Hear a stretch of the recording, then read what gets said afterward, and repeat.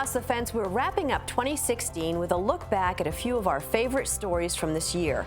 We'll talk about where we went, who we met, and how we're still learning about Vermont.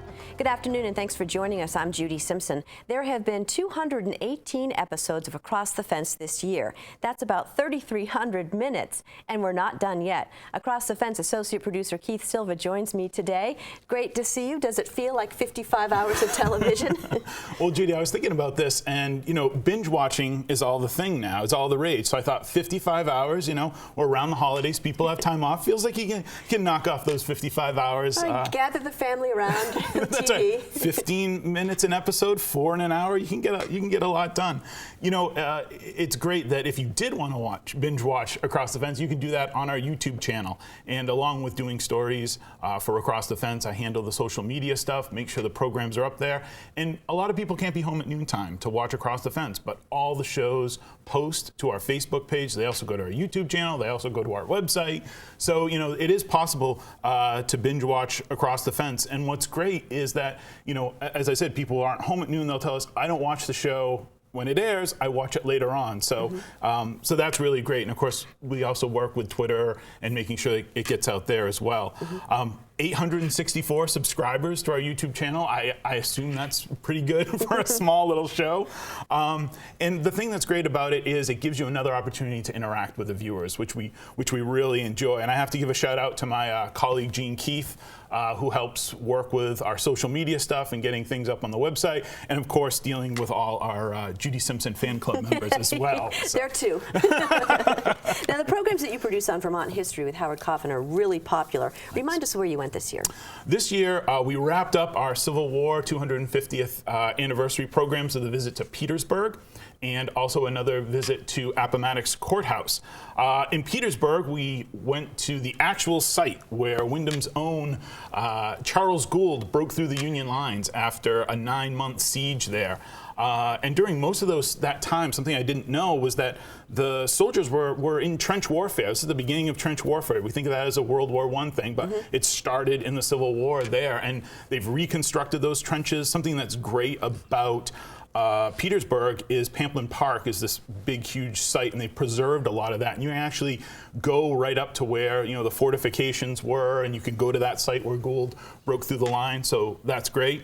And then we traveled west through Virginia about 2 hours and followed Lee's retreat to Appomattox Courthouse, which is where the Civil War ended, and they signed the papers over, and that was that. So what did you think about participating in this and actually seeing these places? I've been very fortunate to go to several battlefields with Howard, and I'm always surprised how quiet they are, and it's hard to imagine the chaos that was going on at that time in those places. These are two of the most well-preserved battlefields that we went to, where you can really sort of sit there and imagine as best you can what was going on. And I have to say, being in the room where it happened, being there, you can walk into Wilbur McLean's parlor, which is where they signed the papers to surrender. And we got to go in the room. So that was really neat. We put little booties on our feet, and we get to walk there. And you can feel the energy. You can feel what happened there 250 some years ago. All right, well, shifting from the past to the present, you reported on a couple of growing agricultural businesses in Vermont, hops and elderberries. Yes. Well, I was at the hops conference in February, and it was just great to see the number of people who are interested in hops. Now, Judy, I don't know if this is true for you, but I think I've noticed about 2 or 3 brew pubs opening up in Vermont about every 3 or 4 days now. Seems it. It seems it. It definitely seems it, which is great. And that's only increasing the interest in locally brewed beer and, of course, locally grown products. So there's a maltster now in Vermont, and you've got a lot of people that are growing hops. Now, researchers, of course, they're very cautious folks, so they tell us, we're not quite there yet. We're not going to overtake the Yakima Valley, but those brewers that are popping up, that they're going to be able to use those hops from people who are growing them locally, and the agronomic and economic risks are still there, but they're much, much less. And that critical mass is starting where more and more people are going to get into it. As for elderberries, this was part of a grant that researchers used to find out what could grow in low-lying areas, floodplains. This research came after Hurricane Irene, which was trying to find crops that could go into those low-lying areas and survive. Elderberries grow well in good soils, but they grow well in marginal soils as well. And what researchers found is that we're not quite there yet. The infrastructure for elderberries isn't there. Maybe like hops, we're 3 or 4 or 5 years away from making that a viable crop. But the thing that they learned is that this is a great crop for Vermont, a great crop for gardeners to put in their backyards. And it's great for pollinators as well. It's a native to Vermont.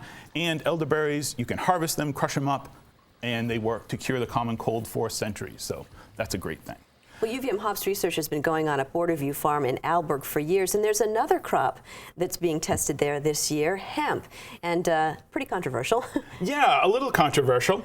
I went up there when the hemp was first planted, and it took years for them to actually get all the regulations and everything. And we posted that up on our Facebook page, and just sit back and watch the views. UVM agronomist Heather Darby is the lead researcher on this project. In this clip, she explains how hemp is different from marijuana and why UVM Extension took on this project in the first place. Hemp is a crop, cannabis sativa, that has multiple types in the same family. So it's like looking at a bulldog and a poodle and saying, yep, they're both dogs, so they're exactly the same. But a bulldog is very different than a poodle. And it's the same way when we talk about industrial hemp versus recreational marijuana. They are both cannabis sativa, but they're both very different crops. I mean, I just want to find crops to help farmers stay viable. And I think this is a unique crop. There's a lot of businesses out there that exist, a lot of businesses that are trying to get started right now. I think some of the barriers will diminish over time. Even over the 2 years we've been working on this, some of the barriers have lessened, diminished a bit. The USDA likely at some point will start funding the research. Hopefully, one of my goals is to have our own seed industry in Vermont so that we don't have to worry about importing seed, which is really probably the most important goal for us to reach before anything else. We know it can grow. You can see it growing here. It looks very well. It's doing very well, but access to seed is probably the most significant barrier. So growing seed locally is actually a pretty immediate need. To me, I don't like to be left behind, right? So why aren't we in Vermont on the forefront of something instead of behind waiting for everybody else to do it, And that's always been, the way I operate. If I see an opportunity that I think that we should go after, let's go after it if we believe that it could be something that would be good for Vermont farmers. And, this is a row crop. This isn't a crop that actually requires that much special equipment. So we're not trying to build new planters or a new kind of harvester. This is harvested with a combine. And most states are looking at this as a commodity. And, obviously we're not going to grow hemp as a commodity in Vermont, likely not. And so the way we're looking at it is how can we produce the highest quality hemp products in Vermont? Maybe it's organic or, sustainable, whatever, the approach we're going to take, it'll be like everything else we do here. It'll be for a local market with really high-end, high-quality products. Well, besides research into hops and hemp, Heather Darby's work was featured in our ongoing series in 2016, looking at what UVM Extension is doing to improve water quality. What are some of the highlights of that series for you? I think the big one that we learned, Judy, was the importance of cover cropping. I'm not an agronomist, but I play one on TV thanks to my colleagues at the UVM Extension Northwest Crops and Soils team and the Champlain Valley Crops and Soils team. And it was just great to be out with them, working there, seeing them seeding these cover crops by hand, using these big machines, this highboy seeder to do that. And it's all about having a crop on the ground so that those nutrients and all that soil gets locked in place and doesn't go anywhere. So what stands out with this series to you? I think the farmers. I think when you meet the farmers and you talk to them and you see how committed they are to what's going on, they're investing money in this, and more importantly, they're investing their time, and they want to be part of the solution. They want to figure out what this is. One of those things, along with cover cropping, is no-till planting, which is minimal tilling, so you're not opening the ground very much. And these practices aren't new, but they're new to this part of the country, and adopting them is sometimes makes a big difference. I talked with Maria Audette of Blue Spruce Farm in Bridport. They expanded their practice of no-till planting in 2016. For her, the biggest challenges aren't taking place on the farm, but in the minds of farmers. Erosion is the biggest culprit that is affecting our soil health. It's also the biggest culprit that's bringing phosphorus and other sediments into the waterways. So if we can resolve the issue of erosion on our farms and across the state and every piece of land, we will resolve the water quality issues. No-till is basically not tilling the soil or tilling it less. So if your soil is staying put, the nutrients are staying put. We have long prided ourselves on being the very best stewards of our land. And like every other business, every other industry, it evolves. The science evolves, information knowledge evolves. And the practices that we used to take 50 years ago aren't sustainable. And we don't farm the way we did then. You don't even farm the same way you did 10 years ago. You're right. You couldn't. In 5 years, we've made so many changes. It's phenomenal. Who says you can't teach an old dog new tricks? Farmers are getting questions from their neighbors about, oh, did you not plant any corn this year? Or, you know, why is that hayfield dead and you're not doing anything with it? So now that the corn is growing, I think those questions will be answered. So. There's been a lot of attention put on reducing tillage because reducing tillage typically means reducing erosion. And with all the water quality issues that we've been seeing in Lake Champlain, it's been pretty clear that we need to reduce erosion so we can reduce nutrients and sediments from going into the lake. And by stopping tilling, that's a really great way to do that. What we're finding is that our no-till fields are just much more consistent. So when it's dry, they don't see drought stress. When it's sopping wet and we get 20 inches of rain in June, they seem to deal with that situation better. So we're starting to hear farmers say the soil is functioning better, it infiltrates water better, and it also drains better, but also holds on to soil moisture better when you need it. And so that's why we start to see just more of an even keel crop with less of those ups and downs, and that's what we really want. The no-till fields, they don't look as clean and shiny. That's where we have to rely on the science. We have to get past, you know, we've done it this way, it's how we've always done it. You know, my dad has been driving around, he was a farmer his whole life, and he's in his 80s now, and he's noticing this shift.